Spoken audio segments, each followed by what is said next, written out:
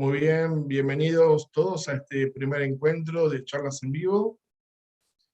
Le damos la bienvenida al director, doctor Julio Grisoría, a la coordinadora académica, doctora María Elena López, y los dejo con ellos para tener el encuentro el día de la fecha. Bueno, buenas tardes a todos. En mi carácter de director de la maestría en Derecho del Trabajo y Relaciones Laborales Internacionales de la Universidad Nacional de 3 de Febrero, le doy la bienvenida a nuestro ciclo Maestría Abierta que iniciamos hoy. Este es un espacio de la maestría que consiste en encuentros en vivo, gratuitos, el segundo martes de cada mes, en el que compartiremos una charla con personalidades del derecho laboral y las relaciones del trabajo. Si bien muchos de los que nos están viendo son cursantes y egresados de la maestría y de nuestras diplomaturas, o son socios de la Sociedad Argentina de Derecho Laboral, o son asistentes a nuestros seminarios, cursos y congresos, se suman hoy nuevos participantes y a ellos quiero contarles brevemente lo que abarca la maestría.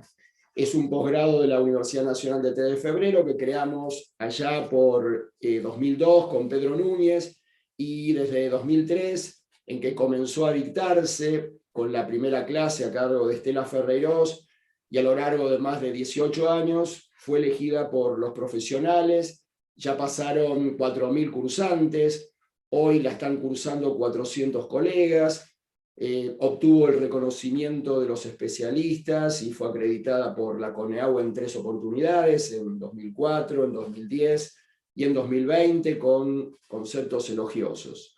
La maestría es valorada por su contenido, su abordaje interdisciplinario y el estímulo permanente a la reflexión, generado por un equipo de profesores con vocación docente que refleja la pluralidad de visiones en un marco de libertad de cátedra. Es coordinada por Paula Sardeña, por Alberto Birenbaum en su modalidad virtual, por Norma Yatzer en Mendoza, en la Universidad de la Concagua, y nuestra maestría generó distintas actividades importantes, entre ellas el doctorado en Derecho del Trabajo, que es único en la Argentina y también acreditado en CONEAU, esto en 2016. También creó y generó el IDAIDES, que es el Instituto de Estudios Interdisciplinarios en Derecho Social y Relaciones del Trabajo, en 2006, que a su vez este IDAIDES generó diplomaturas en todo el país presenciales, que se iniciaron en 2007 y por la que pasaron 5.000 cursantes, y también virtuales en 2020, seminarios, cursos y una revista digital mensual, que es la revista IDAIDES, que desde 2016 ya lleva 62 números publicados y más de 200 doctrinas. La maestría está conformada hoy por un enorme grupo de profesionales unidos por la pasión por el mundo del trabajo y la capacitación continua, a quienes siempre le agradecemos su apoyo. Esto también se ve reflejado en los congresos que realizamos todos los años en distintos lugares del país desde hace 2 décadas.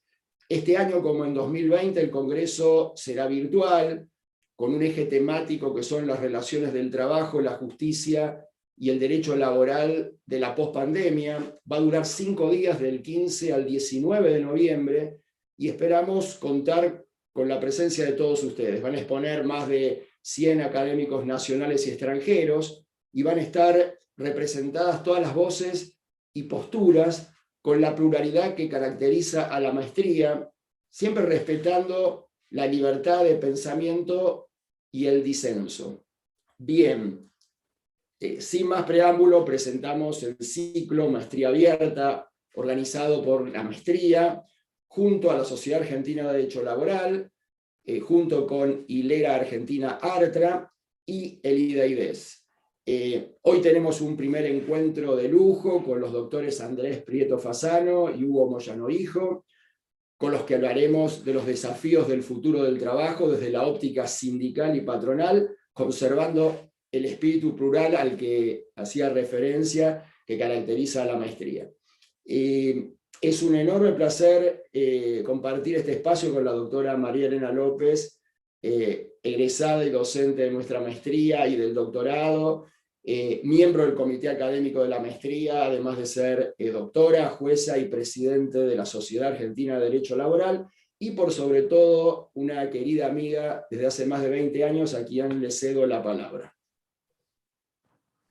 Bueno, muchas gracias, Julio. La verdad que el ejemplo de pluralidad está con estos dos invitados que tenemos hoy. Bueno, como siempre contamos con la mejor tecnología, con las mejores condiciones para hacer estos programas, y esto ya es un ejemplo de lo que se viene este año con el Congreso, ¿no? Así que en ese sentido, siempre apostando Julio Grisolía a lo creativo, a lo nuevo y a las nuevas formas de trabajar. Bueno, tenemos dos personas de una misma generación, sentadas acá, que han elegido caminos distintos, pero que se juntan. Creo que hay alguna cosa que los une, que es quizás esa cosa templada y el intento siempre de arribar a todo lo que se pueda llegar a través del diálogo, ¿no? Vamos a empezar con Andrés. Andrés es doctor en Ciencias Jurídicas y Sociales, es especialista en Derecho del Trabajo, es asesor empresario, ha sido delegado ante la OIT en la Argentina, y es docente, es profesor universitario, además de ser titular del Estudio Jurídico Prieto Fasano. Y bueno, elegiste ese camino. Vamos a hablar un poquito pequeño antes de empezar con las preguntas, como para que quienes no te conocen, que no deben ser tantos, sepan un poquito más. Vos venís de una familia judicial, por decirlo de alguna manera, te criaste en los pasillos de los tribunales, podrías haber tenido un camino fácil ahí quizás, o más allanado, pero sin embargo elegiste otro lugar, ¿no es cierto? Entonces contanos un poquito qué es lo que te llevó, por qué estás donde estás y qué fue lo que te motivó. Bueno, en primer lugar, buenas tardes a todos. Agradecerle al doctor Julio Grisolía, a la doctora María Elena López, que siempre la verdad me quedo asombrado con lo perfecto que salen los eventos que nos tiene caracterizados que hace Julio, que participás vos, María Elena. La verdad que para mí es un orgullo y un honor poder ser parte de todo el grupo que forma el doctor Grisolía. Siempre digo, los que estudiamos Derecho Laboral empezamos con el famoso manual de Julio Grisolía. ¿Quién no lo leyó? Así que una admiración profunda a todo lo que hace, y hoy para mí estar acá y cada vez que me convoca poder aportar mi granito de arena, la verdad que es un placer. Así que bueno, vos recién hablabas un poco para los que me quieren conocer un poquito más. Mi madre fue jueza, se desempeñó como jueza, ahora ya se retiró en la provincia de Buenos Aires. Me crié entre tribunales, recién hablamos de la doctora Ferreirós, que estaba ahí en San Isidro, y me acuerdo que llamaba a mi mamá y decía que Andresito tiraba la bandera o hacía algún lío. Así que digo, yo me crié dentro de este lenguaje que es el jurídico, el léxico nuestro, los abogados, cargando expedientes, llevándolos, viendo lo que es la preocupación. Por eso siempre tengo una mirada que entiendo y comprendo, y soy un defensor del Poder Judicial, de los jueces, de los magistrados, de los funcionarios, de los empleados, porque veo con los pocos recursos que tienen todo lo que hacen. Y más en tiempo de pandemia, que se tuvieron que ingeniar para hacer un montón de cosas. Así que yo digo, soy defensor del Poder Judicial, me siento parte de la familia del Poder Judicial, siempre lo voy a defender, y como abogado creo que puedo aportar.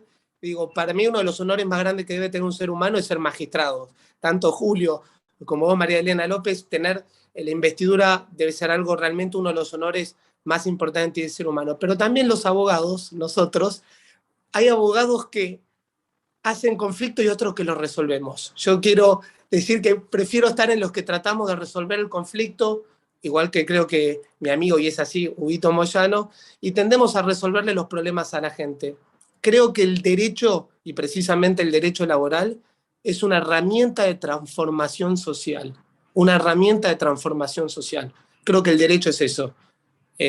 Hoy tenemos un montón de desafíos en nuestra disciplina, en la abogacía, ha cambiado todo. Estar haciendo hoy, desde mi estudio, ustedes de su juzgado, de su casa, esta conferencia internacional con más de 400 personas, es algo extraordinario y eso es un poco lo que vamos a charlar ahora. Así que bueno, contarle un poco, hoy estoy con el estudio, muy contento, titular, hay 15 abogados que colaboran, así que feliz de estar acá. Bueno, muchas gracias y bienvenido al ciclo abierto de la maestría. Bueno, Hugo. Hugo también pertenece a la misma generación que Andrés, ¿no es cierto? Es abogado, es asesor en la Comisión de Derecho del Trabajo en la Cámara de Diputados, es profesor universitario, yo lo conocí a través de Estela Ferreirós, la primera vez que ella estaba muy contenta de tenerte en su cátedra, que bueno, ahora es la cátedra que pertenece al doctor Winstein, ¿no? Pero bueno, no me olvido de ese momento. Y bueno, también sos asesor en una cantidad grande de organizaciones sindicales. Entonces te hago una pregunta parecida, también para conocerte un poco más y cosas que por ahí, más allá de los temas puntuales y técnicos que hablemos, venís de una familia que se ha desempeñado siempre en el mundo sindical, pero desde el lado de la dirigencia sindical, combativa, ¿no es cierto? Y uno te escucha y te ve, y tenés una templanza, y tenés un modo, y tenés una cosa distinta, no digo ni que sea una cosa mejor que otra, pero distinta, y me da la sensación, o te he escuchado siempre en términos de muchos conciliadores y templados, de otro modo. Entonces, ¿qué te llevó a vos a elegir este camino? Sí, bueno, primero, gracias a todos, especialmente a vos, María Elena, y por supuesto a Julio Grisolía, una eminencia del derecho del trabajo, a quien tuve el gusto de conocer en una jornada en Mar del Plata, en homenaje precisamente a la doctora Estela Ferreirós, a través de quien también conocí a Andy Prieto. Y recuerdo cuando la doctora me habló de Andy, justamente resaltando esta característica de la conciliación. Me dice, no voy a decir los nombres, pero me dice, tenés que conocer a un chico que tiene tu misma lógica, me dice, hace sentar a personas de distintos ámbitos y de pensamientos diferentes, incluso a mí me hizo sentar en una jornada con una persona que pienso totalmente distinto y que hace años que no estábamos juntos. Bueno, eso es un poco Andy, y es lo que compartimos. ¿Qué es lo que me llevó? Bueno, yo desde muy chico, no sé por qué, pero ya decía que quería ser abogado, creo que antes de empezar la primaria. Capaz que por lo que muchos abogados ven en la televisión, los juicios orales, más del derecho penal quizás que el derecho laboral, después uno se topa con la triste realidad y ve que es distinto, que no es todo tan divertido como la televisión, pero siempre quise ser abogado, toda la primaria, secundaria, universidad, siempre en la escuela del Estado, en la educación pública, incluso la maestría, que no la finalicé, me olvidé de decirlo, la carrera de especialización que la hice con Mario Ackerman también en la UBA, y bueno, y ahora también docente en la UBA. Y sí, yo me crié en Mar del Plata con Facundo, con mi hermano, no nos criamos acá, me recibí en la Universidad Nacional de Mar del Plata en 2007, y bueno, y ya trabajaba en un estudio de procurador, llevaba 3 expedientes, no soy una familia judicial, más quizá de militancia política mi madre y mi padre de militancia sindical, trabajadora, pero sí me empecé a vincular antes en los pasillos judiciales como procurador. Bueno, cuando vine acá, lógicamente, el salto, hasta último momento siempre quise ser penalista, después al final de la carrera agregué las 2 materias de especialización laboral, ya encaminándome a lo que sabía que venía como lo que me llevaba y me conducía a la vida, y también las convicciones, porque el derecho del trabajo realmente forma parte de la convicción política. Y bueno, ni bien llegué en 2008, ya empecé a cruzarme con las negociaciones sindicales, ya entré como abogado en CGT, fui apoderado de CGT desde 2008 hasta 2017, más o menos, después del intento de reforma laboral en nuestro país. Y bueno, empecé a crecer, primero lo individual, del derecho al trabajo, y después casi naturalmente me llevó a asesorar muchas organizaciones sindicales. Bueno, camioneros, lógicamente, peajes, aeronavegantes, portuarios, marítimos, informáticos, ayudar a la conformación de nuevos sindicatos, experiencias que estaban vinculadas con el contexto en el que estaba, pero también con impronta propia de ver que habían nuevos colectivos, por ejemplo, de trabajadores que necesitaban representación, y bueno, ahí apuntábamos. Y como te repito, siempre en ese ámbito de la negociación, que aunque, como vos decías, por ahí mediáticamente siempre se ve la parte del conflicto, que es uno de los 3 pilares del derecho colectivo del trabajo, en realidad la que más prima, que no es la que sale en los medios de comunicación, es la de la negociación. Independientemente de las formas a las que vos hacías referencia, creo que ese es el principio común del sindicalismo. Bueno, ¿qué les puedo decir? Bienvenidos a los dos. Esto es ha sido una idea excelente, Julio, así que arrancamos, ¿eh? Muy bien, arranquemos nomás con... ¿Arrancamos? ¿Empiezo? Sí, empezamos. Dale. Bueno, les vamos a tirar algunas palabras. Empezamos, y no sé, el que quiere levantar el guante primero lo levanta. Arrancamos con, ¿qué le sugiere pandemia y relaciones laborales? ¿Qué nos pueden decir de eso? Dale. ¿Quién empieza? Si querés, empiezo y veo un poquito la visión que tenemos nosotros.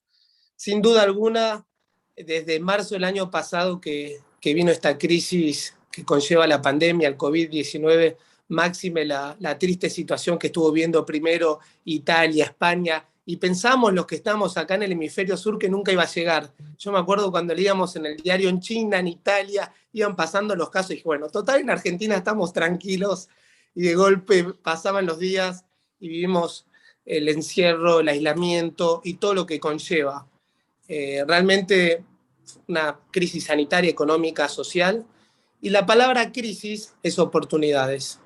Y creo que nosotros debemos ver, gente de bien, del derecho que estamos en esta reunión, aprovechar esta crisis como ver oportunidades y también los desafíos. Siempre tengo la oportunidad de estar en estos encuentros académicos, de citar a Darwin. Darwin, en su teoría de la evolución de la especie, dice que la especie que sobrevive no es ni la más fuerte, ni la más grande, ni la más ligera, sino la que se adapta a los cambios. Creo que nosotros, los abogados, los magistrados, los hombres del derecho, nos debemos adaptar y nos adaptamos. Hace poco hice una entrevista al doctor Julio Grisolía, donde hablábamos un poco de cómo se revolucionó en el mundo de las relaciones laborales con la pandemia al trabajo y en los juzgados.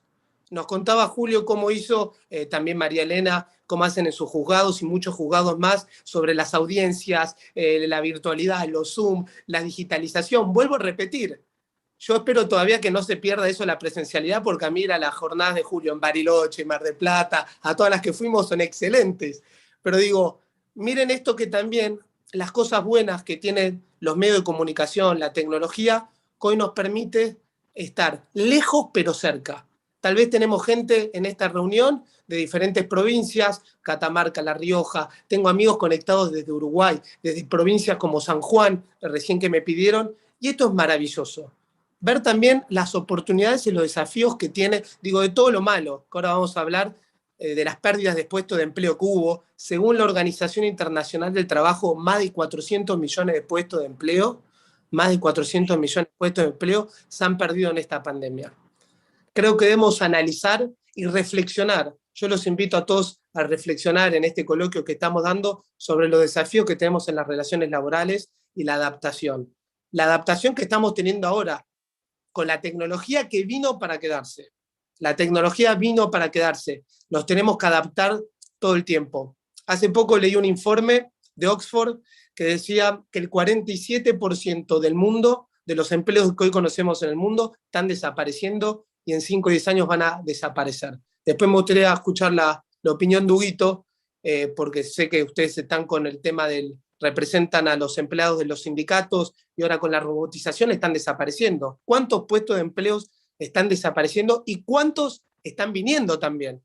Hoy en día cuando vamos a una reunión nos hablan de community manager, de influencer, como si fueran nuevos puestos de empleo. Hay gente que vive de las redes sociales, que tienen 100.000 millones de seguidores y suben un posteo, hablan de marketing digital, de oficios que la evolución va sacando oficios y poniendo otros. De la misma manera que cuando no existía la electricidad y la luz, estaba la persona que era el que ponía la vela, o cuando no existía el automóvil o no existía la máquina de vapor, estaba el que cuidaba los caballos, el que trasladaba a las personas con carretas. Hoy estamos viviendo la cuarta revolución industrial o digital. Pero a diferencia de otras revoluciones industriales o digitales, esta es a tiempos acelerados. Y la pandemia nos obligó a ponernos al día. La pandemia a todos, recuerdo, seguro que mi mamá está conectada acá mirándonos, me decía, che, pero para mí me gusta el expediente formato papel, me gusta sentir, digo, bueno, ahora es todo digital, y ahora se acostumbró y está cómoda. Me dice, bueno, mejor, no tenés que ir a tribunales a presentar escritos, a que se te caigan los expedientes por ahí, pero yo debo admitir que extraño ir a saludar a la doctora López, siempre elegante, a mi amigo Julio Grisolía. Yo extraño un poquito de la presencialidad, pero digo, esto es rapidísimo, lo que estamos viendo es rapidísimo. Así que bueno, ahora vamos a plantear a lo largo de esta charla un poco todas las cataratas de DNU, de resoluciones que nosotros los abogados laboralistas estuvimos viendo. Empezó el 12 de marzo con la pandemia 19 y de golpe nos llamaban un montón de clientes preguntándonos qué se puede hacer, qué no se puede hacer. Está la prohibición de despido, las suspensiones, constitucional, inconstitucional, 223 bis, los juzgados andan, no andan, los plazos. Fueron cosas, y yo debo destacar siempre que lo importante es ser solidario y cooperativo. Entre nosotros los abogados, que éramos súper solidarios, y entre ustedes los jueces y funcionarios, que tanto hemos molestado para pedir ayuda, para ver cómo lo resolvimos, y así en todos los ámbitos de la vida. Ante estas crisis extraordinarias, tanto como una Segunda Guerra Mundial, esto es una suerte de Tercera Guerra Mundial. Todos los muertos que se ha llevado esta pandemia, tantos muertos ha llevado, tanta gente conocida que lamentablemente, culpa de este maldito, porque lo voy a decir, maldito virus, llevó tanta gente buena. Entonces digo, estamos acá para ver los desafíos que tenemos por delante. Un mundo que está en post-pandemia, cómo nos adaptamos, cómo mediante el diálogo yo lo veo en todos los ámbitos de mi vida, y predico con el diálogo, y me encanta estar en este espacio porque sé que Julio, María Elena y Huguito son personas de diálogos, de consenso, de ir al encuentro, de resolverle los problemas a la gente, a los que van en procura de justicia, y ver cómo ahora, quienes estamos, yo tengo un rol institucional en la Unión Industrial Argentina, la Comisión de Política Social, también estoy en WIPA y en otras cámaras muy representativas de la gremial empresaria, ver cómo hacemos mediante el diálogo y consenso para afrontar los desafíos del desempleo, la informalidad, el empleo decente de que habla la OIT. Tenemos tantos por temas para trabajar, y creo que la única manera es mediante el diálogo, el respeto, generando consenso. Tal vez en muchos puntos no nos pongamos de acuerdo, pero creo que en muchos sí. Y la única manera es haciendo esto. Yo celebro estos encuentros, donde hay pluralidad, donde nos podemos encontrar, donde dejamos de lado las diferencias y ponemos énfasis en los temas en común. Realmente no solo celebro, me conmueven y me inspiran a poder seguir, predicando sobre esto. Creo que la única forma de poder salir adelante en nuestro querido país es mediante el diálogo y el consenso. Así que bueno, Huguito, te dejo a vos también para seguir y después vamos con las próximas preguntas. Bueno, te escuchamos, Hugo. Pandemia y relaciones laborales. Bueno, a modo de disparador, pandemia y relaciones laborales, bueno, en primera instancia, un poco lo que decía Andy, la pandemia nos ocasionó en todas las áreas la misma sensación, ¿no? Una sensación de angustia, de incertidumbre, de no saber para dónde iba el mundo, porque este es un fenómeno que no nos toca solamente a nosotros, y en las relaciones laborales se reflejó de entrada de esa manera, ¿no? Las políticas sanitarias muy restrictivas en un inicio, no voy a profundizar sobre eso porque creo que no es el punto, pero que impactaron de una forma, quizás eran necesarias, pero evidentemente muy fuerte, de manera muy contundente, en el mundo del trabajo. En el mundo del trabajo que, como dice Andy, es cada vez más heterogéneo. Nosotros estamos acostumbrados a analizar como actores del derecho del trabajo la actividad privada, bueno, quizás el empleo público también en relación de dependencias, pero esta pandemia visualizó cosas que muchos ya sabíamos, pero que en el común de la gente quizás no era tan notorio, ¿no? ¿Cómo está compuesto el mercado laboral? ¿Cuántas personas hay en condiciones de de trabajar y cuántas realmente lo hacen, cuántas pertenecen al ámbito privado de la relación de dependencia, cuántos dependen directamente del Estado como empleo en relación de dependencia, cuántas dependen del Estado a través de los subsidios que el Estado otorga, cuántos trabajos autónomos existen, cuántas cooperativas de trabajo. Y la crisis puso un poco de manifiesto esto, ¿no? La necesidad de que el Estado apoye estas distintas manifestaciones del trabajo en una sociedad que fue muy castigada. Ya de inicio hubieron muchas actividades que fueron declaradas esenciales, ¿no? Quizás las más estratégicas y las que eran necesarias para que sobreviva la población, pero muchas fueron castigadas y siguen castigadas hasta hoy, algunas de manera muy crítica, todos más o menos lo sabemos, el turismo, la gastronomía, los espectáculos públicos, bueno, el comercio también, después con alguna flexibilización de las restricciones, bueno, en general todas. Y al principio no sabíamos cómo iba a seguir en el mundo laboral, en el área en que yo me desenvuelvo, por ejemplo, veíamos que se vencían los periodos paritarios de negociaciones salariales y los sindicatos mismos sabían que no podían exigir porque lo que estaba en juego era las fuentes de trabajo o reclamar aumentos salariales o condiciones de trabajo cuando ni siquiera se estaba asistiendo a prestar tareas. Entonces fue un gran desafío también en ese marco, sobre todo cuando la disyuntiva fue salud o vida, economía, fuentes de trabajo y aumento de la pobreza. Algunos dicen que es una falsa dicotomía, pero la realidad que en lo práctico era bastante difícil de resolverla cuando todavía no había llegado la vacuna a nuestro país. Bueno, allá llegó, pero todavía se dificulta, ¿no?, el acceso a todo el mundo. Entonces, esa fue la primera sensación que creo que causó la pandemia, la de la angustia, la de la incertidumbre, pero inmediatamente acompañada de la responsabilidad, sobre todo respecto de quienes tienen poder de decisión, ¿no?, de determinados ámbitos, y decir, lo que yo puedo hacer puede afectar considerablemente lo que represento. Entonces llega la hora de la mesura, de la contemplación, y de ver un poco más allá, no solamente de ver lo inmediato. En términos generales, y esto incluso hablándolo con el Ministerio de Trabajo, con funcionarios del Ministerio me lo han dicho, los gremios tuvieron esa responsabilidad, esa visión del contexto. Por ejemplo, las paritarias del 2020 recién empezaron a activarse en julio, en agosto. Hoy día, a pesar de que están cerradas, todavía estamos viendo los coletazos de que se retrasaron las negociaciones de 2020, porque estás terminando la negociación de 2020, 2021, 2021, 2022, y todavía te quedan periodos sin cerrar o aumentos que no estaban actualizados con cláusulas gatillo, con cláusulas de revisión del año anterior. Y la inflación, claramente, esto ya venía de antes, ¿no?, ha superado el aumento de los salarios. Pero ante una situación tan compleja, realmente no quedaba otra salida.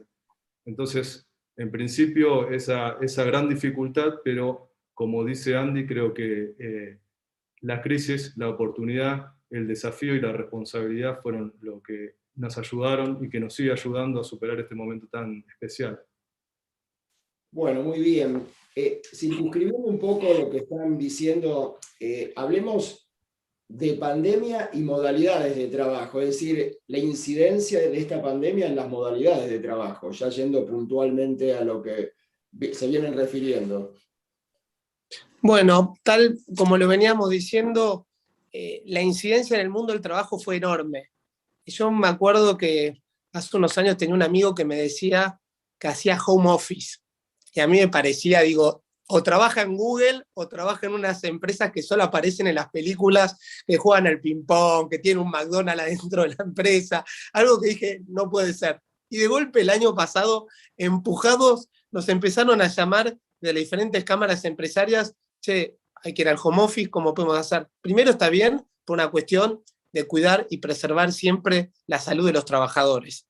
En una cuestión de pandemia, y más los que somos apasionados del derecho laboral, sabemos que el sujeto de preferente tutela es el trabajador y está bien. Pero digo, esta modalidad que venían dando o políticas que venían teniendo algunas empresas, de golpe con un pie acelerador, lo fueron tomando todas. Y vuelvo a repetir, vino para quedarse, con ventajas y desventajas. Yo creo que, y yo particularmente, soy muy sociable, y creo que el trabajo no es solo la fuerza de trabajo y nada más. El trabajo es lo más noble que tiene un ser humano, le da dignidad al trabajo y también es un espacio para sociabilizar, ¿por qué no? Más nosotros los argentinos, el otro día salimos campeón, imagínate si estábamos de todos en el juzgado o en el estudio o en las diferentes empresas hablando del partido, que Neymar, que Messi, que esto, que el otro, con el mate por medio. Creo que ese componente de la sociabilidad, que no lo digo yo, Aristóteles decía que el ser humano es un ser político, un son politicón que tiende a sociabilizarse. Y esto lo tenemos en el disco rígido nuestro, el ser humano. Creo que la tecnología tiene un montón de ventajas, pero esto de no poder sociabilizarse o estar a la lejanía, hay que saber, y ahí es donde debemos ver el desafío de regularizar esto. Ya se está la ley de teletrabajo, de ver si hay una actualización para la ley, nuestra querida ley de contrato de trabajo que regula las relaciones laborales en Argentina, que es de la década del 70, el 74, de nuestro maestro Centeno. Digo, es hora de refundar, de repensar el derecho de trabajo y las relaciones laborales a modo de reflexión. Creo que el mundo del siglo XXI no estamos más en la revolución industrial del 1800, que surge el derecho laboral justamente para proteger esas desprotección o ese abuso que tenía la patronal contra los trabajadores que se mudaban de las zonas rurales a la ciudad en procura de una mejor calidad de vida, pero a costa de que de trabajar de sol a sol, de mujeres embarazadas trabajando. Lo vemos en las imágenes. Yo debo recordar que hay un cuadro en el OIT que me impresiona, que cuando uno llega a Ginebra al OIT, hay una sala donde están todos diferentes muestras de arte y demás, y hay una suerte de museo con de cuadro donde muestra un chiquito que en la plena revolución industrial en Inglaterra, en el puerto de Liverpool, quedó prisionado entre los remaches y las vigas de un barco, y ahí quedó, y están los restos del hueso y demás. Plena revolución industrial, 9, 10 años esa criatura siguió adelante, lo olvidaron. Digo, ante esos abusos en contra de todos los derechos humanos que tiene que llevar el derecho laboral, surge la protección, el sindicalismo y demás. Digo, hoy en día tenemos estos desafíos que nos está llevando la virtualidad, que tiene lado positivo, como la comodidad, no contaminar las ciudades con tráfico y demás, que eran temas también, pero también tiene las ventajas y las nuevas, digamos, interrogantes y paradigmas, las nuevas enfermedades profesionales que van surgiendo de acá, de las nuevas tecnologías. Que siempre digo, el burnout digital, que es el recalentamiento del cerebro, el estrés laboral que nos da estar pegado a las computadoras, irritación de ojos, el túnel carpiano. ¿Cuántas enfermedades profesionales se van surgiendo que no están contempladas en nuestra legislación o reguladas, que sí tienen que ser consideradas enfermedades profesionales?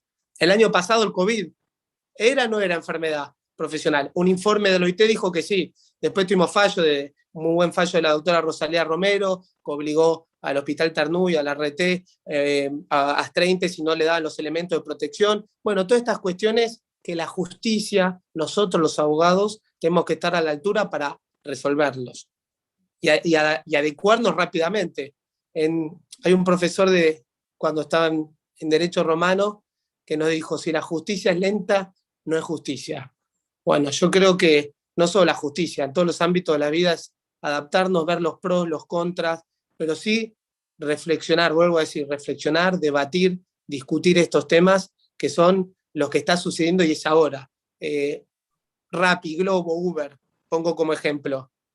En mi casa nadie los usaba, salvo yo o algunos, y de golpe ahora todos. Y rindo un homenaje a todos los trabajadores de la economía de la digital, que están ahí, que ya todos los días los usamos, digo, se va modificando, se va transformando todo. Entonces, nosotros y el derecho del trabajo, una de las características que tiene el derecho laboral es que es dinámico, constante, no es algo estático. Es algo que va evolucionando con el tiempo. Nada más que ahora, en el siglo XXI, y después de una pandemia o durante una pandemia, debemos estar con todos los ojos para ver cómo le podemos dar solución a estos problemas de las relaciones laborales, que no solo vive la Argentina, sino el mundo. En el centenario de la OIT, que se sancionó el convenio 190 sobre violencia y acoso laboral, también se discutió el futuro del trabajo.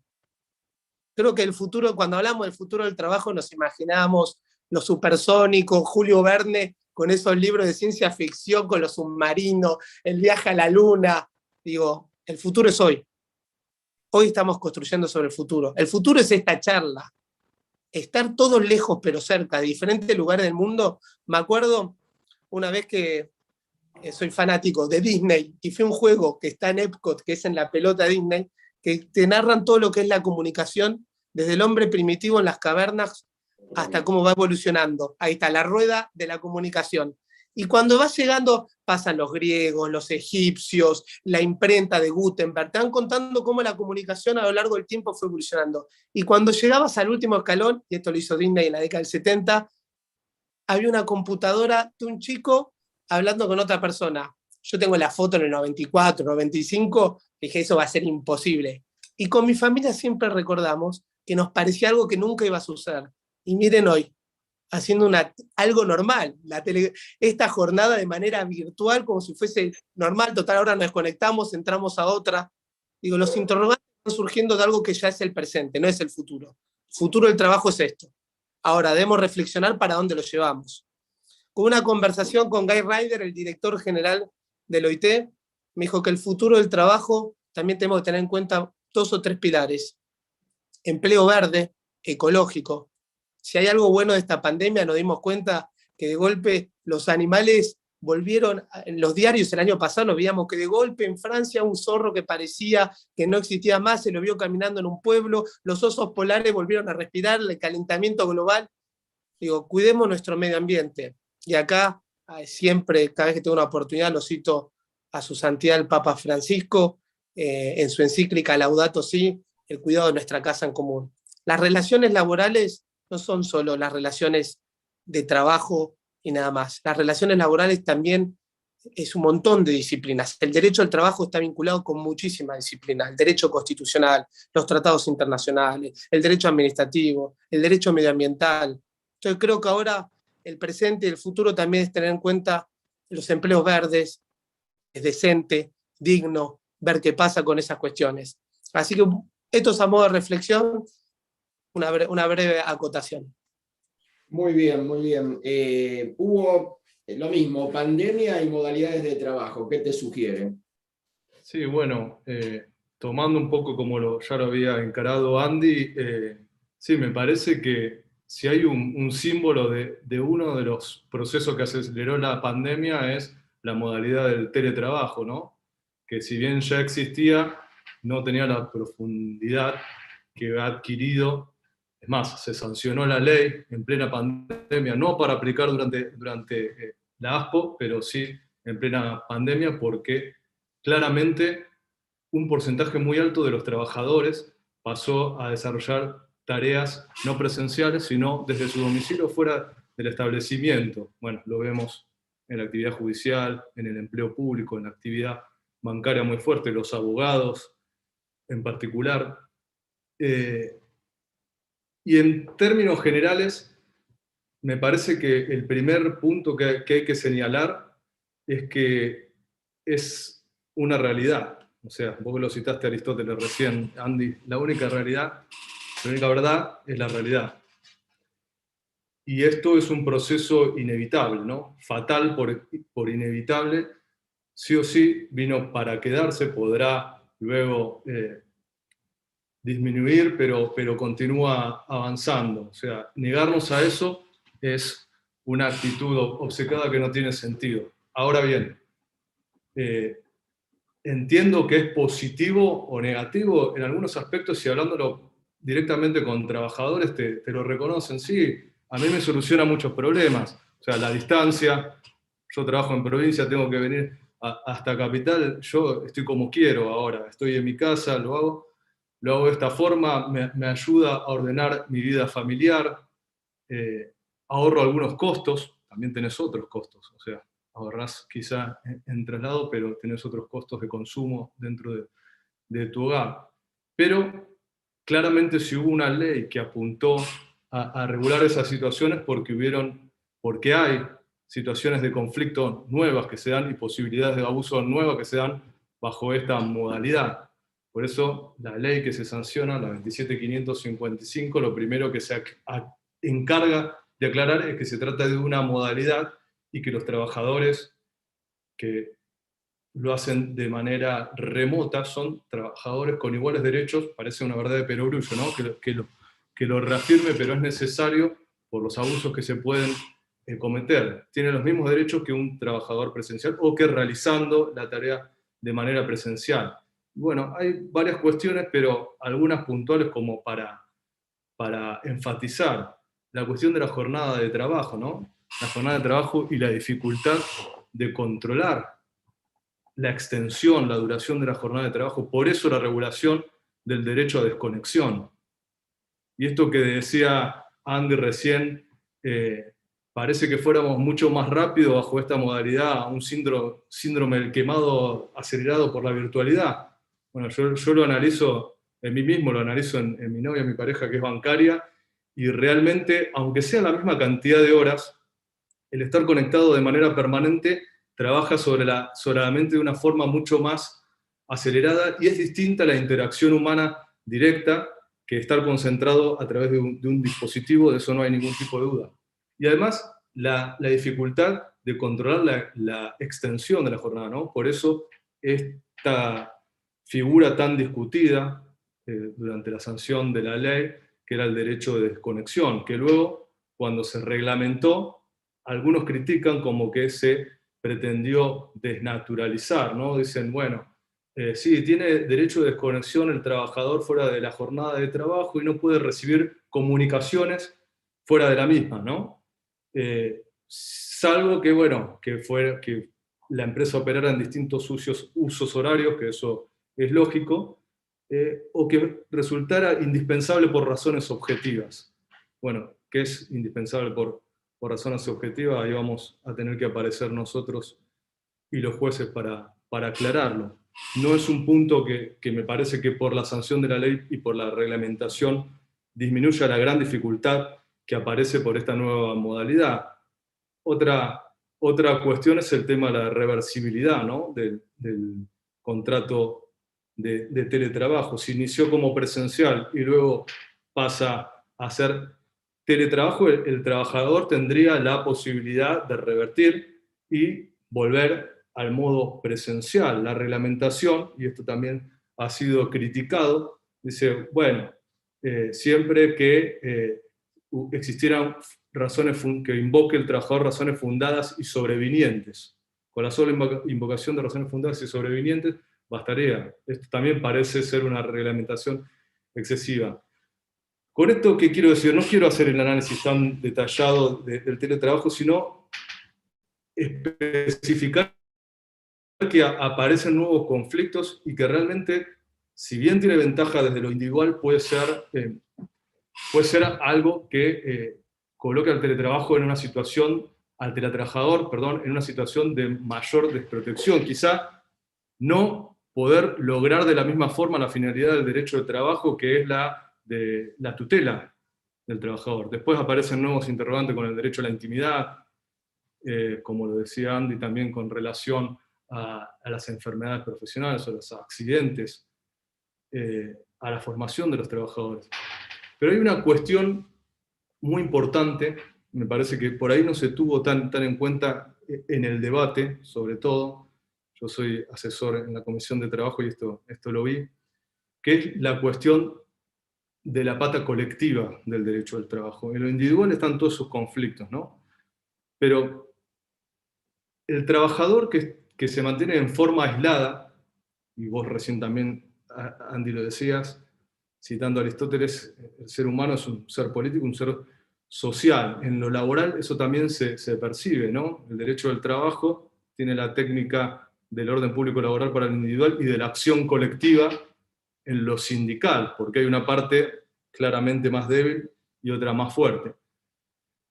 El teletrabajo manteniendo al trabajador en forma aislada, si esto es sistemático y permanente, aclaro, no es que estoy haciendo una guerra contra el teletrabajo, pero sí situándolo, creo, en el justo lugar de que no podemos enfatizar sobre la individualidad del trabajador, en aislar al trabajador.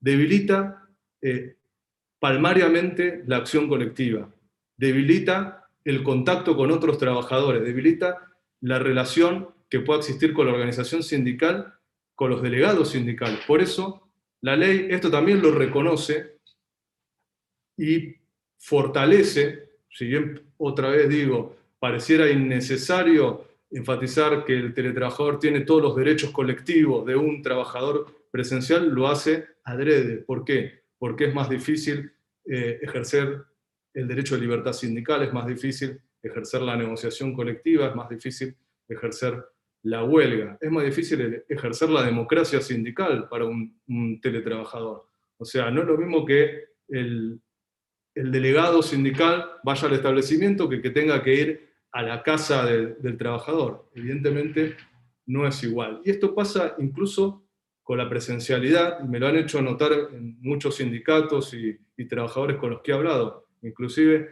elijo un ejemplo al azar, ¿no? El sindicato de camioneros. La actividad no es lo mismo la actividad que desarrolla el trabajador de larga distancia, un camionero de larga distancia, que está quizás 20 horas alejado de su hogar a muchos kilómetros, separado de otros trabajadores, en solitario, en la ruta, que un trabajador que esté en un centro de distribución logístico en contacto con otros trabajadores, que eso alimenta hablar de la situación laboral y de la acción sindical. Bueno, eso se da con trabajadores presenciales. Imaginémoslo con trabajadores que están aislados por ejercer bajo la modalidad del teletrabajo.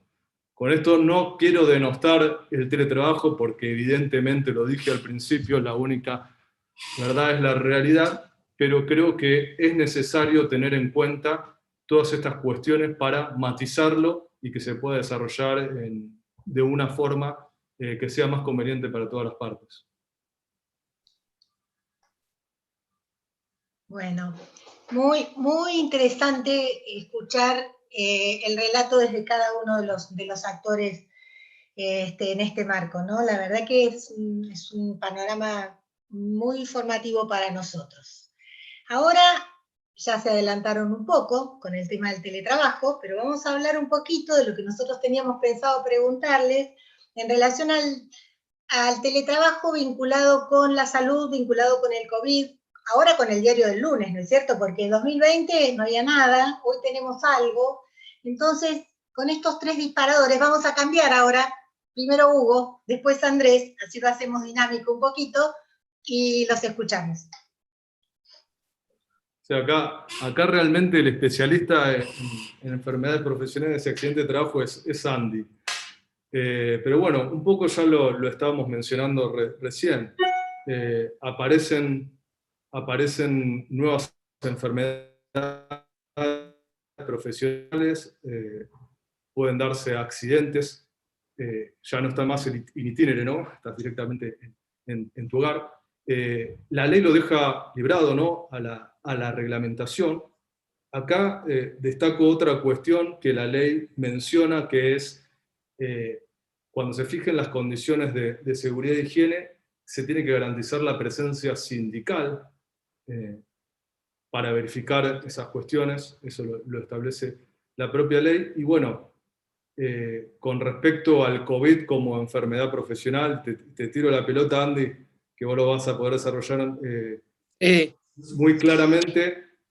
La OIT se pronunció y prácticamente que indicó a los países para que la establecieran en su legislación con las presunciones correspondientes, ¿no? Sobre todo en las actividades más esenciales como las que están vinculadas a la salud.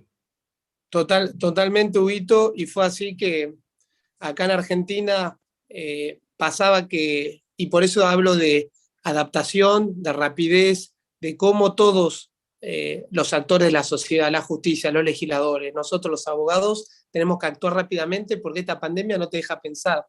Y sucedía que trabajadores esenciales como los médicos, que son grandes héroes de esta pandemia, que dan su vida para poder asistir y ayudar a la gente, pasaba que no lo consideraron una enfermedad profesional hasta que luego después hubo una resolución y demás. Vuelvo a repetir, el fallo, un excelente fallo de la doctora Rosalía Romero, que permitió que digamos, le dé elementos de seguridad. Y acá tenemos que tener en cuenta un poco nosotros, volvemos a las fuentes. ¿Cuál es la fuente de proteger a un trabajador de una enfermedad profesional? Y vamos al derecho romano. No sé si se acuerdan que en el derecho romano había un principio que era neminem laedere y alterum non laedere. No dañar a nadie. Y creo que ese principio del derecho romano es el que después empapa a los civilistas, y la columna vertebral del derecho es el derecho civil. Y acá un poco el derecho laboral y el de daño, reparación de daños, va con los accidentes y enfermedades laborales. Y esa, congregado con la preferente tutela que tiene el trabajador, sin duda alguna, para nuestro criterio, la enfermedad profesional de COVID, como las otras nuevas, tienen que tener cobertura y se va dando. España creo que había legislado anterior a Argentina, Colombia también, habían dicho que el COVID-19 es una enfermedad profesional. Hoy está la presunción, obviamente es muy difícil determinar dónde uno se contagia el COVID. Es algo que no sabemos si lo hicimos, se hizo en el trabajo, se hizo en la casa, si fue en el colectivo. Lo que sí yo puedo ver, y presencié el año pasado, ahora también, es que dentro de la patronal un montón de consultas y la clave en la prevención de esta enfermedad. Con las empresas que asesoro, dijimos, bueno, ¿cómo hacemos para que los trabajadores y los colaboradores primero no se contagien y después no contagien a los compañeros? Pusimos sanitizantes, alcohol en gel, no se podían los vestuarios. Los comedores, hace poco fui a recorrer una fábrica, era por turno, había 4 personas, un espacio enorme, los comedores con vidrio. Un poco es ver cómo hacemos para evitar el contagio, y creo que nos pasó a todos. En tribunales lo mismo. Los que te reciben alguno con un vidrio, fue adaptarse y ver cómo hacemos constantemente resolver este tema del contagio. Hoy en día muchas empresas, salvo operarios y más, están con temas rotativos, de turno, el hisopado, el médico laboral. Realmente los abogados nosotros estamos, abogados de familia y laborales en estos tiempos de la pandemia, fuimos los que trabajamos a full. Primero porque si soportabas tal vez estar con tu pareja en la pandemia, no pelearte, era un milagro. Y después nosotros, que lamentablemente o afortunadamente tratamos de resolverle los problemas de relaciones laborales a las pequeñas y medianas grandes empresas, a los trabajadores, en pos de mejorar su condición de vida. Pero en cuanto a la enfermedad profesional, hay una presunción, hay que ver el tema de las secuelas, que es un tema, lo de las secuelas incapacitantes, a ver si es luego resarcible. Es un tema que también va a seguir de discusión. Pero bueno, básicamente eso. La OIT se ha pronunciado sobre la presunción de que el COVID es una enfermedad profesional, y después veremos los fallos de la justicia y demás un poco, pero bueno, ya es algo que se va dando. Creo que hay reclamos sobre trabajadores que le quedaron secuelas producto de un COVID, si son resarcibles o no. Son todos interrogantes y reflexiones que se van a ir dando, digamos. Muy bien, muy interesante las miradas. Hablemos un poco, ya que seguimos con el tema de pandemia, hablemos de los conflictos. La pandemia y los conflictos en la actualidad, es decir, ¿qué ha pasado con esto? ¿Cómo lo ven? Ahí estamos con Huguito. No digo, sí. Imagínate que empezar Hugo con esto. Sí, no. Vuelvo, yo. ¿Querés, Huguito? Sí, un poco al principio me dio el pie María Elena cuando habló del rol que se ve bueno hasta en lo familiar. El derecho al trabajo siempre lo resalto, bueno, tiene estos 3 pilares, que es la asociación sindical, organización sindical, la libertad sindical como su máxima expresión, la negociación colectiva y los conflictos colectivos, entre los cuales se destaca el derecho de huelga. Y una cosa, siempre digo, es lo que resalta en los medios y otra cosa es lo que estadísticamente se refleja en la realidad. Hace poco lo escuché declarando al ministro de Trabajo que decía, daba un resumen muy importante de lo que fue el 2020, que quizás fue más grave todavía la situación que la actual. Decía, a pesar de haber sido el año económicamente peor de la historia, hubo muy baja conflictividad. Y tiene que ver con lo que, no sé si fue el peor año en la economía de la historia argentina, pero bueno, evidentemente fue muy malo, sobre llovido mojado, porque veníamos de años de recesión, y con la pandemia en todo el mundo ocurrió esto y lógicamente se empeoró la situación. A pesar de todo, no fue alta la conflictividad, para nada fue alta. Y esto habla de una responsabilidad en la negociación y en esperar inclusive la negociación paritaria, porque acá lo que estaba en juego eran las fuentes de trabajo. Los primeros meses directamente no hubo actividad, prácticamente solamente los esenciales, después se fue ampliando la cantidad de trabajo esencial, y bueno, y hubieron muchas medidas del Estado que se relacionan con esta situación. Hubo espera de los gremios para la negociación paritaria, todavía estamos sufriendo esas consecuencias de haberse esperado, porque la inflación siguió y las paritarias no se actualizaron a tiempo, las cláusulas de revisión no se ejecutaron a tiempo. Algunos tenían cláusulas de revisión del año anterior, de 2019, y no las pudieron ejecutar. Imagínense la desactualización cuando recién se abrieron en julio, agosto de 2020 las negociaciones paritarias. Lo que se estaba discutiendo era otra cosa. Lo que se estaba discutiendo era mantener las fuentes de trabajo, y ahí toma relevancia una figura muy importante.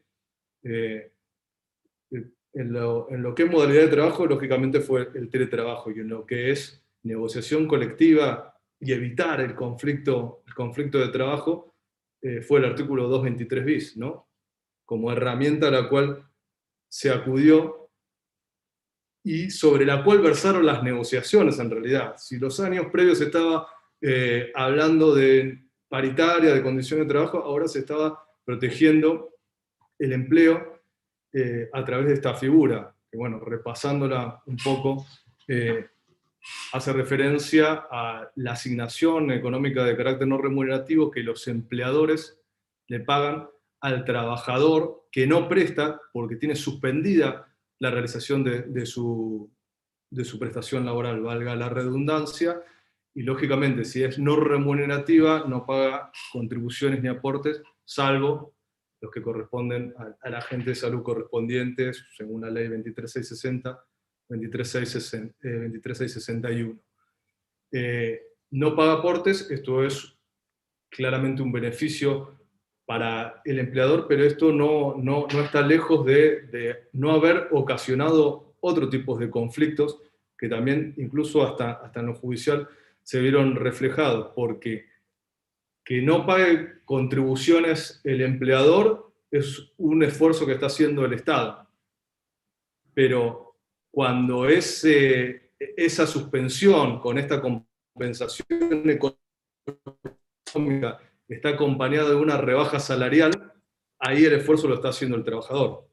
Y bueno, y los conflictos que yo pude advertir, quizá en algunas actividades especialmente en situación crítica, no tanto la gastronómica, reitero, que fueron declaradas así, críticas, la gastronómica, de espectáculos públicos, todas las vinculadas al turismo, no fue tan así, pero sí en otras que por ahí eran esenciales y había una disminución o falta de trabajo o fuerza mayor, como dice el artículo 223 bis, invocada por el empleador y por un acuerdo que celebró la UIA y la CGT. Esto puede estar en discusión, ¿no? Si estuvo bien para salir de la situación crítica y evitar el conflicto o no. Se habilitó la posibilidad de que se homologuen acuerdos colectivos por el 223 bis en forma automática cuando la reducción salarial superara el 75% del salario neto que venía cobrando el trabajador. Entonces, siempre tendría que estar la voluntad del sindicato interviniendo en ese acuerdo colectivo, o sea, para fijar esta remuneración, esta asignación de carácter no remunerativo. Ahora, el gesto político, y por ejemplo la Federación de Camioneros, entre otras, esto lo impugnaron, el gesto político era casi decir, bájense autorícese a bajar los salarios. En algunas actividades, bueno, especialmente críticas, esto lo podemos discutir, pero el mensaje por muchas empresas fue tomado de esta manera. Ni siquiera algunas se sentaron a negociar con los sindicatos. Dijeron, la CGT firmó con la UIA la posibilidad de que en forma automática se homologuen acuerdos de este tipo, aún cuando le bajamos el sueldo hasta el 75%. Bueno, entonces quiere decir que estamos habilitados. Muchos empleadores lo que hicieron fue directamente pagar el 75%. No estoy hablando de las actividades más críticas, sino de algunas que podían estar naturalmente afectadas, lógicamente afectadas. Y esto se vio un poco agravado también por cómo el Ministerio de Trabajo, creo que es la resolución 397, lo reglamentó a este acuerdo, que dijo que si el empleador hacía la presentación, debía corrérsele traslado a la organización gremial. Y si la organización gremial no contestaba en un plazo de 3 días, prorrogable por 2 días más, se consideraba de manera ficta que estaba homologado. Bueno, en la práctica no ocurrió, no se homologaron de manera ficta acuerdos, la Federación de Camioneros y otras organizaciones esto lo impugnaron, porque imagínense, el empleador hace una presentación y se baja el salario automáticamente porque no contestó el sindicato. Parecería una locura, ni siquiera concurrió la voluntad de una de las partes de la autonomía colectiva, ¿no?, en la negociación. Pero la mayoría de los conflictos que sí pude avisorar estaban relacionados con este tipo de acuerdos. Alrededor de 3.000 acuerdos de este tipo se homologaron en el Ministerio de Trabajo hasta la fecha. Este año bajaron sustancialmente y se concentran básicamente en estas actividades que son más críticas. Pero la conflictividad en sí, la que se notaba en otros años, no se dio en las paritarias ni en reclamos de mayores reivindicaciones para los trabajadores. Huguito, ahí quiero agregar, en tema que estamos hablando de crisis, y me surgía mientras venías hablando acá un poco, me anoté la palabra abusos. A veces, por parte de la patronal, como así de la gremial sindical, hay abusos, y creo que hay que evitarlos. Yo como abogado de empresas y también de trabajadores, siempre digo que hay que evitar el distracto. Siempre lo he manifestado públicamente. No hay nada peor que despedir o desvincular a una persona, y más en estos tiempos difíciles. Digo, y me pasó, hay diferentes tipos de empresas, las pequeñas, las medianas, la panadería, las grandes de 1.300 personas, y no son todo lo mismo. Para una pequeña empresa que con la pandemia estaba cerrada y tenía que pagar 5 o 6 sueldos, que se le hacía dificilísimo, a veces la herramienta del 223 bis, o apelar a otras herramientas que no son las jurídicas, la empatía, la buena fe, la solidaridad. Digo, a mí me llamaban y me decían, che, Andrés, no vendo una docena de empanadas, un restaurante que está en Nordelta chiquitito. ¿Cómo hago para pagarle a los trabajadores que los conozco a todos? ¿Y cómo hago si no tengo ingresos? ¿Tengo que vender el auto, la casa? Y yo como abogado trato de decir, bueno, despido nunca, inventarle un despido con causa, el 240, falta de disminución no estaba permitido, la prohibición de despido. Digo, apelemos a otra cuestión, a la humanidad. ¿Cómo podemos hablar con ese trabajador para que entienda la situación, para pagarle lo hecho durante toda la pandemia? Tratar de evitar siempre el distracto, de conservar los puestos de empleo. Y eso es un poco también lo que estoy haciendo como representante de las patronales, es llevarlo para ese camino. Creo que históricamente tanto las dos caras de la moneda, la parte sindical y patronal, siempre discutieron y tuvieron una postura menos humana. Hoy en día mi rol y mi aporte es humanizarlo. En esta era de la digitalización, de la virtualidad, de las redes sociales, de lo efímero, de la cultura del descarte, digo, un rol y una reflexión que podemos hacer en esta extraordinaria jornada virtual que estamos viviendo es la humanidad. Entender que somos seres humanos, que todas las personas nos tenemos que ayudar entre nosotros, y lo que yo digo, y me responsabilizo yo, es siempre tratar de evitar el distracto, salvo que sea por otro motivo. Pero apelar a otras herramientas que no son las jurídicas, como la empatía, la buena fe. Esto lo dice el artículo 72 y 73 de nuestra querida Ley de Contrato de Trabajo. Obrar de buena fe, solidaridad y con colaboración. Las dos partes de la relación laboral. Sí, te puedo agregar una cosita por los dos para que quede claro. No es que yo me pronuncie en contra del 223 bis como herramienta, me parece muy buena y muy importante en una situación tan compleja. Lo que no estoy de acuerdo es que por ahí en ese marco tan político se haya bajado de esa manera esa línea cuando la negociación individual de la empresa con el sindicato es la que mejor conoce esa situación a la que vos haces referencia, más compleja en las pymes, más compleja en determinadas actividades. Pero totalmente, y aparte algo, yo como abogado digo, y si tengo que representar una empresa, digo, no hay nada mejor que tener excelente relación con el sindicato. Digo, la empresa no la conforma el aire o las máquinas 100%, la conforman los trabajadores. Sin empresa no hay trabajo y sin trabajador no hay empresa. Tenemos que entender eso. Que no es trabajador o empresa, es I. Yo digo, hablo siempre del I. Es del I, la empresa y el trabajo, el agro y los bancos y los startups, los trabajadores de las plataformas digitales y los tradicionales. Es todo juntos. Siempre hablo del I, no es el O, uno o el otro, es el I. ¿Cómo hacemos para trabajar con el I? Y el diálogo y los consensos y la empatía con los sindicatos es fundamental. Bueno, qué lindo escucharlos, ¿no? Ojalá que este sea el mensaje del futuro, el mensaje que transmiten es como que reconforta en un tiempo de tanto agobio que todos estamos sufriendo. Así que yo estoy disfrutando mucho de esto. Seguimos. Ustedes avanzaron. Yo les iba a preguntar sobre la actividad sindical en el nuevo contexto, pero ya Hugo avanzó. No sé si les quedó alguna cosa en el tintero en relación a eso o paso a la segunda a la pregunta que viene, porque creo que se fueron mezclando las cosas. ¿Alguien le quedó algo ahí? Yo te agrego una sola cosita que, bueno, que como bien decís, la actividad sindical fue compleja con relación a la representación concreta de los trabajadores, que comprende, pero también fue muy compleja y ahí sigue siendo compleja puertas adentro. O sea, como fruto de la pandemia no se pueden desarrollar elecciones sindicales, ni de delegados, y esto trae graves conflictos de legitimidad en muchas organizaciones sindicales.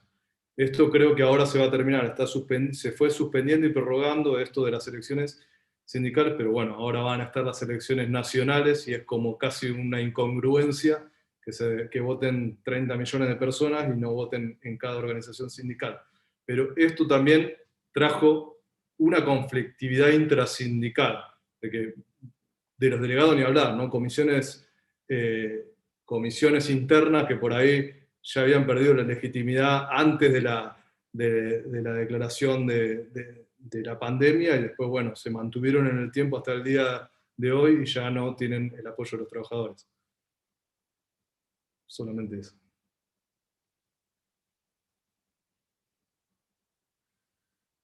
Muy bien. María Elena, ¿querés hacer otra pregunta entonces?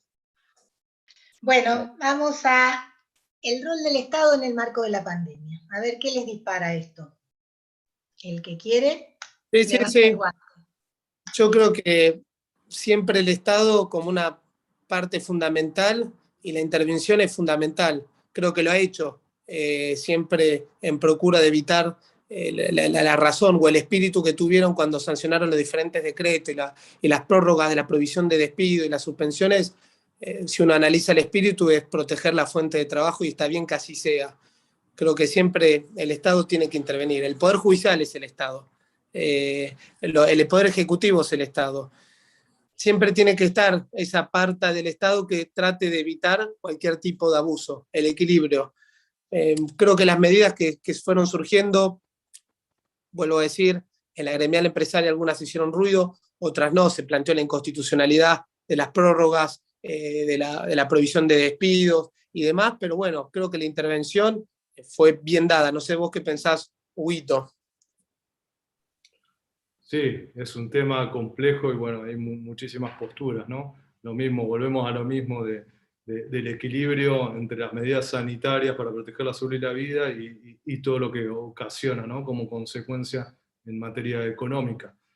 Pero esas mayores restricciones fueron acompañadas, sobre todo en 2020, con ya lo que todos conocemos, ¿no? La ayuda a través, por ejemplo, del IFE, esa ayuda de 10.000 pesos, no para los trabajadores en relación de dependencia, sino para los monotributistas, los trabajadores de la economía popular, los informales, los monotributistas sociales, etcétera, que tuvo 3 etapas, que fue importante porque uno de los sectores más castigados fueron los que estaban en informalidad, ¿no? El que hacía la changa, todo es muy discutible, no lo niego, pero creo que a pesar de haberse tomado esas medidas restrictivas, bueno, este fue el intento que quizás no fue suficiente, pero realmente fue muy importante para contener el daño al tejido social que esto ocasionaba. También tuvimos la ATP, eso vos, Andy, lo habrás el repro.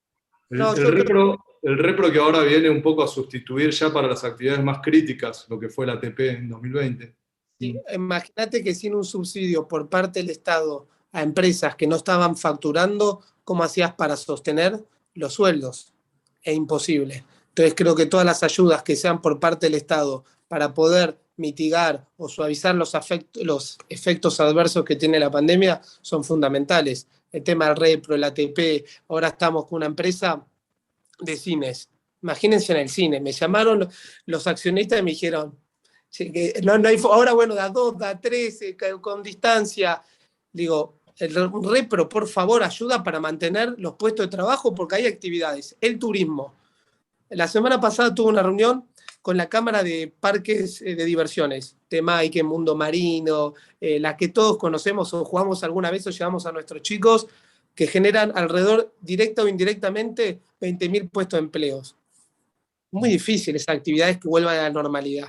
Imagínense, Temaiké, Mundo Marino, Parque de la Costa, una preocupación constante. Si ahí el Estado no ayuda con un subsidio para mantener los puestos de empleo sin ingresos, es pedirle casi un milagro a las empresas. Y hay que ser razonables. Entonces ahí es cuando digo, apelar también ni una herramienta ni jurídica, al sentido común.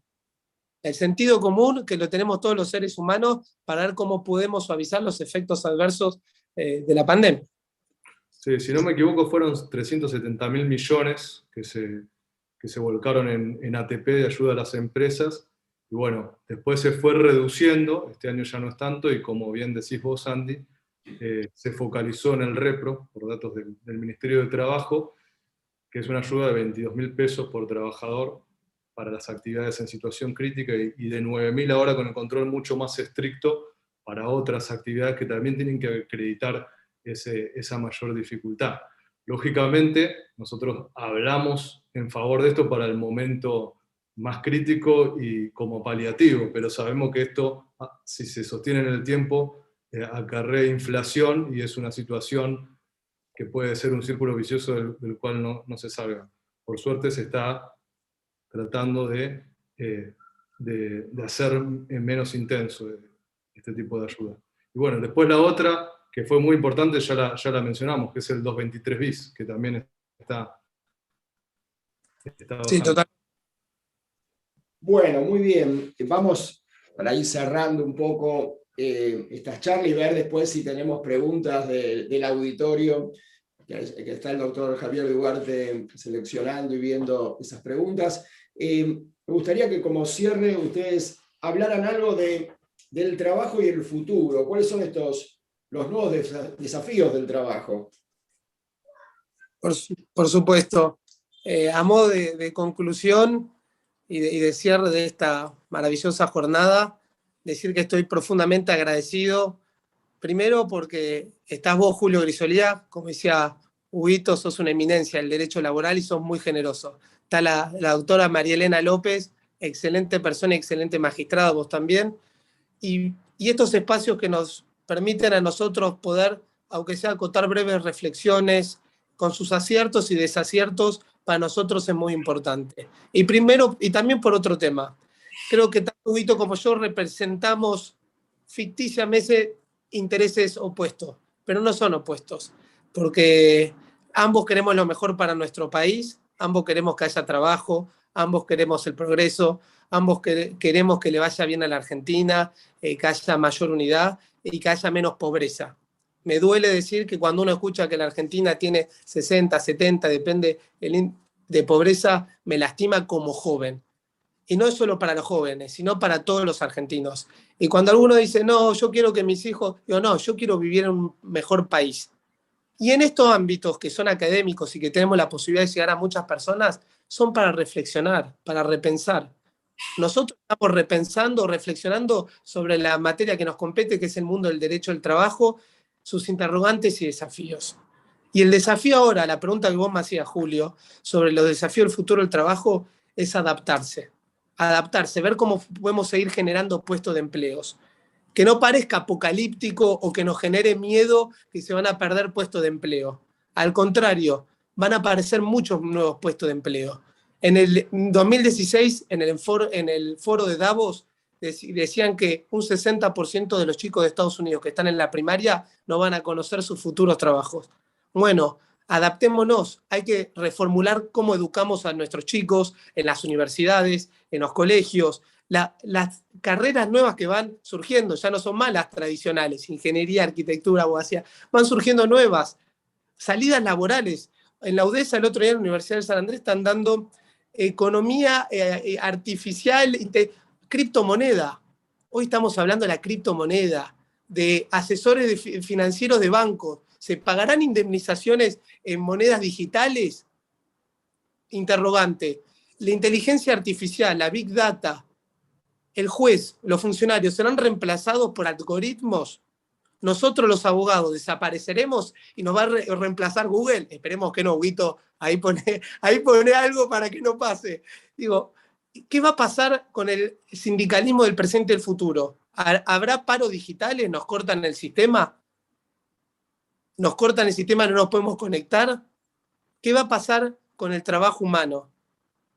Entonces, todas estas reflexiones que realmente me enorgullecen poder manifestar acá, y agradezco nuevamente el ámbito, son las que tenemos que pensar.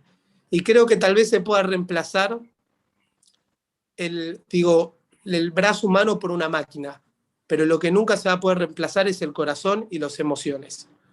Un juez nunca puede ser reemplazado por una máquina, por una computadora que te dice sí o no, porque los seres humanos tenemos sentimientos, podemos apelar al diálogo, podemos apelar a las emociones, podemos apelar a la misericordia, y por qué no también plantear en estos eventos académicos los valores. Hoy en día en este mundo, vuelvo a repetir, de tanta rapidez, de tanta digitalización, de que en Instagram nos lleva a que cambiemos todo el tiempo, hablemos de los valores, de la solidaridad, de la colaboración, de la buena fe, del trabajo en equipo, de las cosas lindas que tenemos los seres humanos y que nunca tenemos que perder. Ojalá que nunca perdamos eso que llevamos adentro nuestro y que lo viene haciendo el hombre desde que el hombre primitivo en las cavernas, que es la ayuda. Cuando uno estudia cómo sobrevivieron esa gente primitiva, fue por la ayuda, por la colaboración. Creo que nosotros en el siglo XXI y con un montón de comodidades, tocamos un botón y sale agua caliente, tenemos la comida, tenemos todo a nuestro alcance, no perdamos eso. La solidaridad y la buena fe que tiene que prevalecer y también poderla llevarlo al ámbito jurídico y el ámbito de las relaciones laborales. Excelente, Andrés, muy bien, comparto. A ver, Huguito, escuchamos tus reflexiones. Bueno, ya para cerrar también, agradecer. Otra cosa que compartimos con Andy, que somos hinchas de River los dos. Bueno, listo, se terminó. Eso es muy bueno, ¿eh? O sea que hay 3 hinchas de River acá. No, bueno, estamos bien, bueno, igual vamos, como somos, vamos a seguir, adelante. Sí, comparto plenamente y toco un tema que es trascendente a esta cuestión que se está poniendo en esta charla, que es el impacto que tuvo la pandemia, cómo aceleró todos los procesos, que es trascendente en nuestra materia y que es el impacto, bueno, del avance tecnológico en el mundo del trabajo. Mencionabas hace un rato la conferencia número 100 de la Organización Internacional del Trabajo, que fue el tema central, y en cada ámbito internacional, nacional, en cada establecimiento, en cada sindicato, los trabajadores te preguntan sobre ese punto. Creo que ese es el gran desafío que tenemos, sobre todo desde el mundo del derecho del trabajo. Trato de dar siempre ese mensaje en cada ámbito de estas características en que me toca hablar, porque me parece que hay un ataque muy fuerte. Hay un ataque muy fuerte desde lo teórico y desde la práctica misma, ¿no? Desde lo teórico, lógicamente, para que tenga incidencia en la práctica. Y creo que el derecho del trabajo va a tener un rol fundamental en esto. El Estado en sí mismo va a ser muy importante, pero el derecho de trabajo en su reformulación quizás, pero sin perder los principios básicos. A mí, y esto lo he hablado con Andy, no me gusta mucho cuando se habla de, constantemente, yo tengo la alerta de Google que me llega de la reforma laboral, el impacto tecnológico, a cada rato distintas encuestas, o estadísticas mejor dicho, acerca de cuál va a ser el impacto. En 5 años se van a perder tantos puestos de trabajo según la Universidad de Oxford, según la de Massachusetts. Creo que hay muchos imponderables en medio, muchas variables que intervienen. La tecnología, lógicamente, es la principal.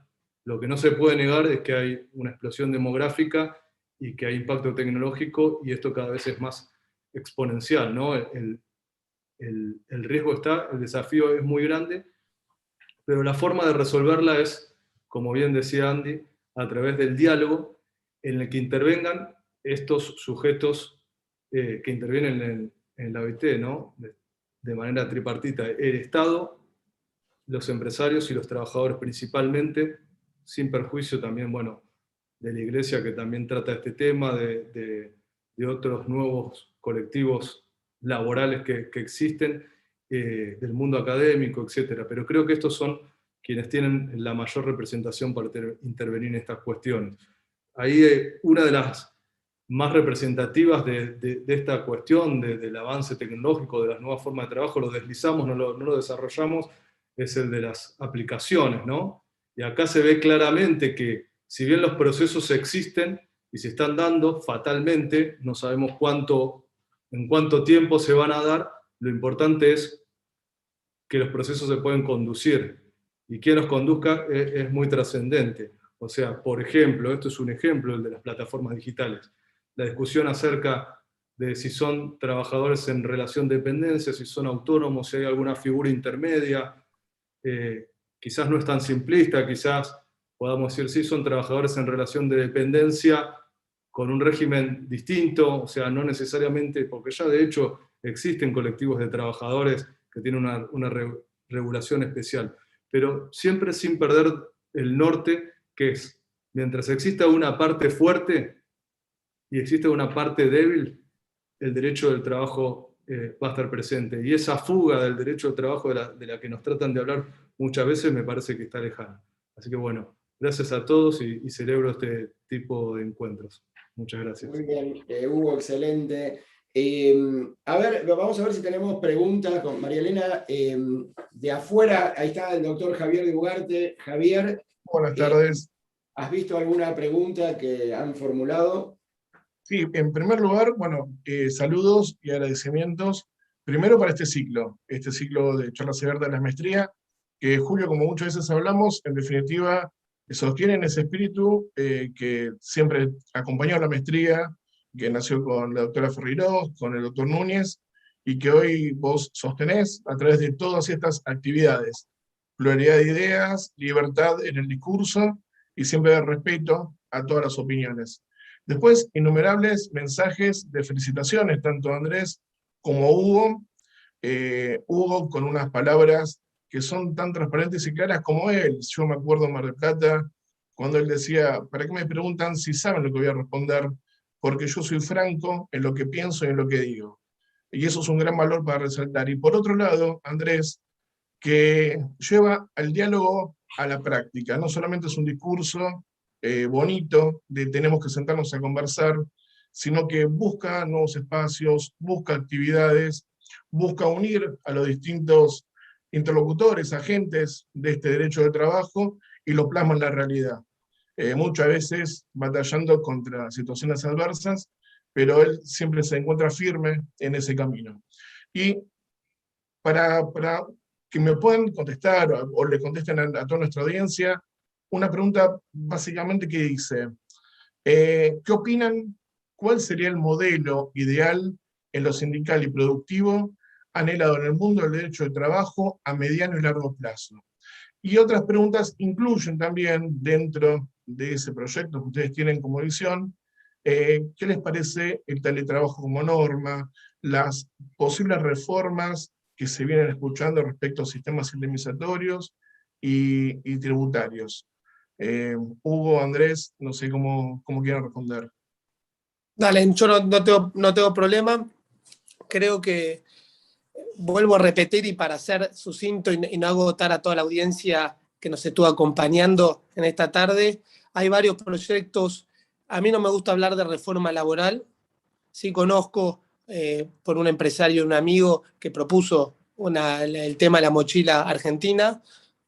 Uno puede estar de acuerdo o no, pero es una propuesta. Digo, lo importante es proponer y discutir. Podrá tener sus falencias o no. Yo en lo personal hay algunas cosas que no lo veo, otras que sí, pero digo, hay una propuesta. Creo que siempre que haya propuesta, marca el debate. Después son los legisladores los que deben sancionar. Y nosotros no tenemos que estar acostumbrados a que solo haya una voz. Tiene que haber siempre pluralidad y debate. Estoy a favor de una actualización laboral, de normas que siempre sean intuitivas y que protejan al trabajador, pero acorde al siglo XXI, acorde a las nuevas modalidades de trabajo que estamos viviendo. Creo que sí tenemos que ver y discutir si tiene que haber un nuevo código de trabajo, que no hay, si una actualización de la ley de contrato de trabajo, que fue en parches. Discutamos, sentémonos a discutir estos temas que son trascendentales y que se tienen que ocupar de la dinámica de las relaciones laborales de la hora. No sé, Huguito. Sí, bueno, algunas es un poco amplio y tratemos de ser sintético, como decís vos.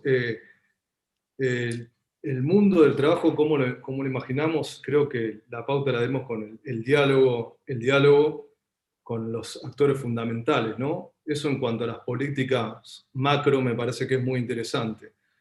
Después, cuando se habla de reforma laboral, que es un tema tan sensible, ahí, por ahí matizo un poco lo que dice Andy.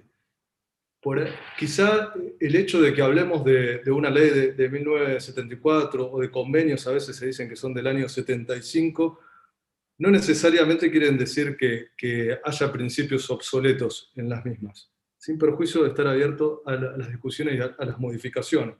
O sea, quizás regular nuevas actividades, como recién lo deslicé con respecto a las aplicaciones. Algunos dicen, no, hay que aplicar lisa y llanamente a los trabajadores de aplicaciones digitales. Digo, hay que aplicar lisa y llanamente la ley de contrato de trabajo. Del otro lado le contestan, y bueno, ¿y por qué no la aplicás? Si ya ahora están en desprotección los trabajadores, aplicala. ¿Y vos qué decís? ¿Y vos, para vos qué son? No, para mí son autónomos, son independientes de una economía colaborativa. Sí, pero el empleador tiene más poder económico que el que era antes su empleador cuando él era un delivery para un negocio de comida chico.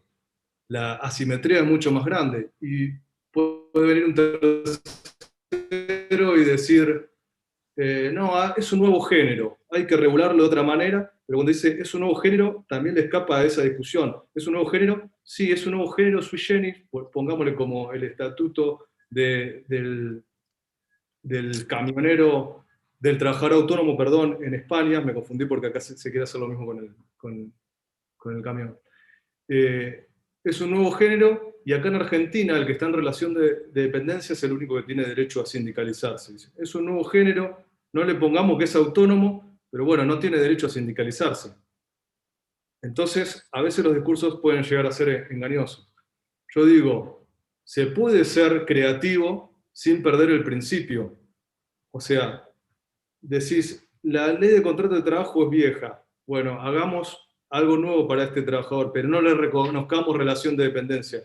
Bueno, la ley de contrato de trabajo no le sirve a esta nueva modalidad, pero eso no significa que no le reconozcamos relación de dependencia y lo protejamos de manera similar, aunque distinta por las características específicas.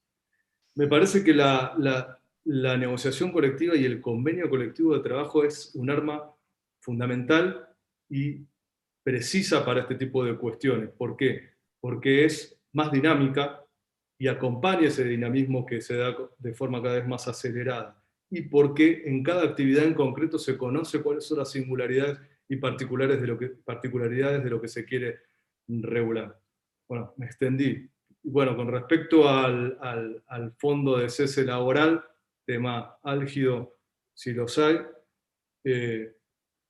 sigo en esta misma tesitura de que en cada actividad me parece que se puede regular y reconocer en particular. Me parece que un fondo, por lo menos si es como el que se quería aplicar con la reforma del 2017, porque estaba en ese paquete de reforma laboral, no me parece ni siquiera que sea una solución para el empleador, agregarle un costo laboral del 8% más para que después se surja de ahí la indemnización. Y aparte, es una cuestión muy, muy sensible el efecto disuasivo que tiene la indemnización, porque no es que te da solamente una protección al extinguir la relación laboral, sino durante toda la relación laboral. Da para profundizar mucho, ¿no?